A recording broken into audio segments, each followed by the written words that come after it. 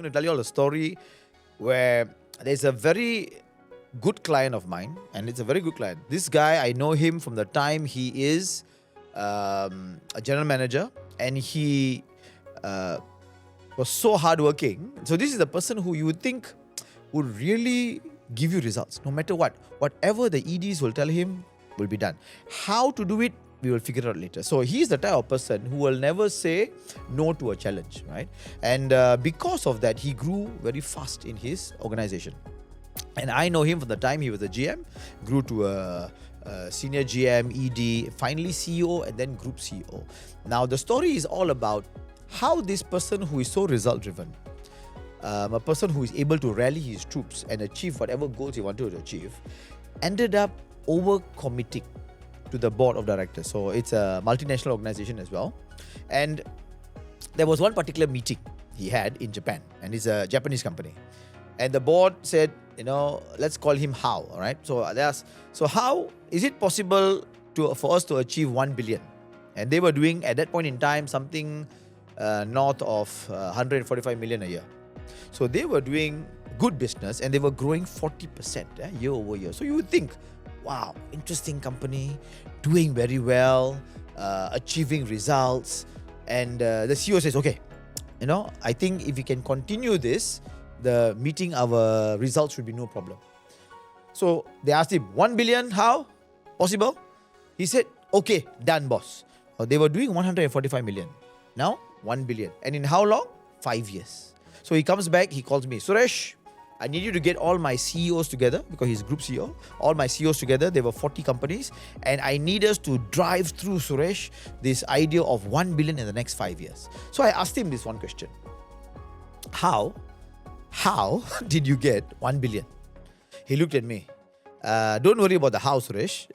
1 billion is 1 billion. I'm like, yeah, but what is the rationale? Why now? What's the urgency? Why is this necessary right now? And why this number? Why this time frame? See, why so many questions, Suresh? Just go, get my people together, sell the idea of 1 billion. I say, yeah, but I need to also understand why the reason, why the 1 billion. So he said, okay, that one later we'll settle. So now what I understood from there is he did not really check whether or not that is possible. He was excited about it. It's a very exciting idea, but maybe I need to run across with my team to see what is possible, and maybe then see whether we can do it or not.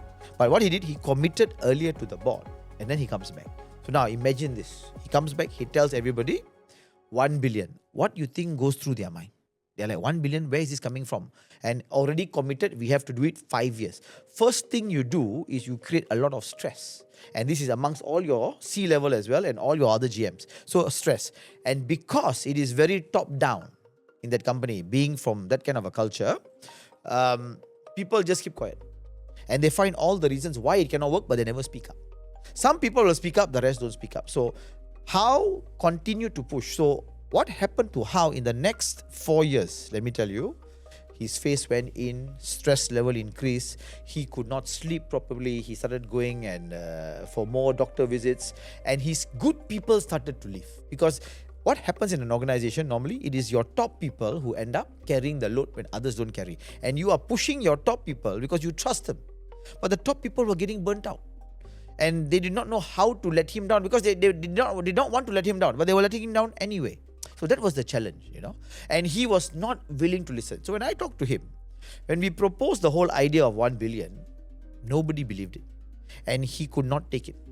And he could not fathom that they could only agree to at least 500 million, or maybe we can go 700, but not 1 billion in 5 years. So 5 years passed. Okay, 5 years passed. Long story short, 5 years passed, and they did not achieve 1 billion. How much they achieved? They achieved 495 million. 500 million was what the team thought they could. 495 million was what they achieved. Still pretty good, right? From 145, you achieve 400 plus, right? But in the business also, you must understand, you cannot grow 40% year on year. But he did not calculate all those things. He did not look at competition. He did not look at market. He did not strategize. All he did was, I've been doing very well. They're very happy with me. I can take a bigger challenge. 1 billion is exciting enough. If I feel it's exciting, other people will feel exciting. I got good team members. I can do it without going back and consulting his team. So sometimes leaders need to understand You can be excited, but if your people are not excited like you, you're going to be pulling the cart yourself. And it's going to drain you out. It's going to drain your top people out. And when the top people leave, you're left with the non-top people, and it's going to be even more difficult for you to reach your target. So that was House story. So leaders, think carefully. When you get into your excitement of a goal, I'm not saying don't get exciting goals. Don't stretch your team. Please stretch your team, but talk to your team also. See what are the challenges, what are the concerns, and then you adjust. But because the team must move forward, and it's very good to stretch. I always tell people, stretch your team at least 30%. Don't go too crazy. At least 30%. You can stretch more than that, but at least 30%. But stretch your team, but talk to your team as well, because they have to pull the cart. You cannot pull it alone. All right. See you all next time.